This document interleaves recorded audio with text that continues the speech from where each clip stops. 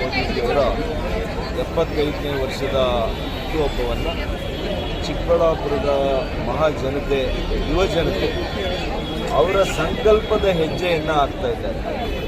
2047ರ ವಿಕಸಿತ ಭಾರತದ ಅವರ ಕನಸು ನನಸು ಮಾಡಲಿಕ್ಕೆ ಈ ಸಂಕಲ್ಪದ ಹೆಜ್ಜೆಯನ್ನು ಇವತ್ತು ಬೆಳಗ್ಗೆ ಅವ್ರಿಗೆ ಹಾಕೋದ್ರ ಮೂಲಕ ಅವರಿಗೆ ಕೃತಜ್ಞತೆಯನ್ನು, ಅವರ ತ್ಯಾಗಕ್ಕೆ, ಅವರ ಒಂದು ಸೇವೆಗೆ, ಅವರ ನಿರಂತರವಾಗಿರ್ತಕ್ಕಂಥ ಪರಿಶ್ರಮಕ್ಕೆ, ನಾಯಕತ್ವಕ್ಕೆ, ಸದೃಢ ನಾಯಕತ್ವಕ್ಕೆ, ಪ್ರಧಾನಮಂತ್ರಿಯಾಗಿ ಅಹಿರ್ನಿಶಿಯಾಗಿ ಒಬ್ಬ ಋಷಿಯಾಗಿ ಇವತ್ತು ಕಾರ್ಯ ಮಾಡ್ತಾ ಇರ್ತಕ್ಕಂಥ ಪ್ರಧಾನಮಂತ್ರಿಗಳಿಗೆ ಇವತ್ತು ಧನ್ಯವಾದ, ಕೃತಜ್ಞತೆ ಮತ್ತು ಸಂಕಲ್ಪದ ಹೆಜ್ಜೆಯನ್ನು ನಮ್ಮ ಚಿಕ್ಕಬಳ್ಳಾಪುರದ ಯುವ ಜನತೆ ಇವತ್ತು ಅದನ್ನು ಅರ್ಥಪೂರ್ಣವಾಗಿ ನಾವು ಇವತ್ತು ಆಚರಣೆಯನ್ನು ಮಾಡ್ತಾ ಇದ್ದೇವೆ.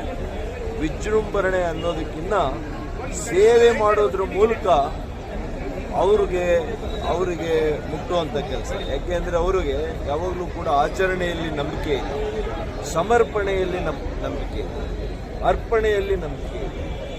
ಆ ಸೇವೆಯ ಸಮರ್ಪಣೆ ಮಾಡೋದ್ರ ಮೂಲಕ ಆರೋಗ್ಯ ಕ್ಷೇತ್ರದಲ್ಲಿ, ಶೈಕ್ಷಣಿಕ ಕ್ಷೇತ್ರದಲ್ಲಿ, ಅನೇಕ ಕ್ಷೇತ್ರಗಳಲ್ಲಿ 15 ದಿನಗಳ ಕಾಲ ಇವತ್ತಿನಿಂದ ಹಿಡಿದು ಅಕ್ಟೋಬರ್ 2 ಮಹಾತ್ಮ ಗಾಂಧೀಜಿ ಜಯಂತಿಯವರೆಗೂ ಕೂಡ ನಿರಂತರವಾಗಿ ಚಿಕ್ಕಬಳ್ಳಾಪುರ ಲೋಕಸಭಾ ಕ್ಷೇತ್ರದಲ್ಲಿ ಒಂದಲ್ಲ ಒಂದು ನಾವು ಸೇವಾ ಕಾರ್ಯಕ್ರಮಗಳನ್ನು ನಮ್ಮ ಬಿಜೆಪಿಯ ಎಲ್ಲ ಕಾರ್ಯಕರ್ತ ಬಂಧುಗಳು, ನಮ್ಮ ಯುವ ಸ್ನೇಹಿತರು, ನಮ್ಮ ಮುಖಂಡರುಗಳು, ನಮ್ಮ ಚುನಾಯಿತ ಪ್ರತಿನಿಧಿಗಳು ಇವರೆಲ್ಲರ ಜೊತೆ ಸೇರಿಕೊಂಡು ಆ ಸೇವೆಯಲ್ಲಿ ನಾವೆಲ್ಲ ಕೂಡ ಭಾಗಿಯಾಗ್ತೀವಿ ಅಂತ ಈ ಸಂದರ್ಭದಲ್ಲಿ ಹೇಳಲಿಕ್ಕೆ ಬಯಸ್ತೀನಿ. ಅಷ್ಟು ಈ ದೇಶದ ಜನಸಂಖ್ಯೆಯಲ್ಲಿ 30 ವರ್ಷಗಳಿಗೂ ಕಡಿಮೆ ಇರತಕ್ಕಂಥ ಪ್ರಾಯದ ಯುವಜನತೆ ಈ ದೇಶದಲ್ಲಿದ್ದಾರೆ. ಈ ದೇಶದ ಭವಿಷ್ಯ ಯಾರ ಕೈಯಲ್ಲಿದೆ ಅಂತಂದರೆ ನಮ್ಮ ಯುವಕರ ಕೈಯಲ್ಲಿ.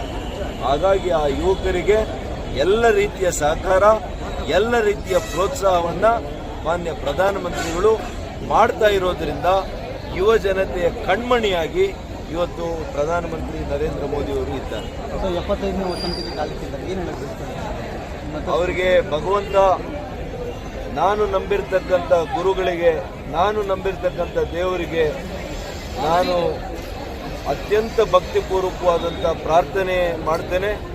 ಅವರಿಗೆ ಶತಾಯುಷು ಮತ್ತು ಹೆಚ್ಚು ಅವರಿಗೆ ಒಳ್ಳೆಯ ಆರೋಗ್ಯದಿಂದ, ಒಳ್ಳೆಯ ಉತ್ಸಾಹದಿಂದ, ಲವಲವಿಕೆಯಿಂದ ಈ ದೇಶದ ಪ್ರಧಾನಿಯಾಗಿ ಮತ್ತಷ್ಟು ವರ್ಷಗಳು, ಮತ್ತೊಂದು ದಶಕ, ಕನಿಷ್ಠ ಮತ್ತೊಂದು ದಶಕ ಅವರು ಈ ದೇಶದ ಪ್ರಧಾನಮಂತ್ರಿಗಳಾಗಿ ಮುಂದುವರಿಬೇಕು.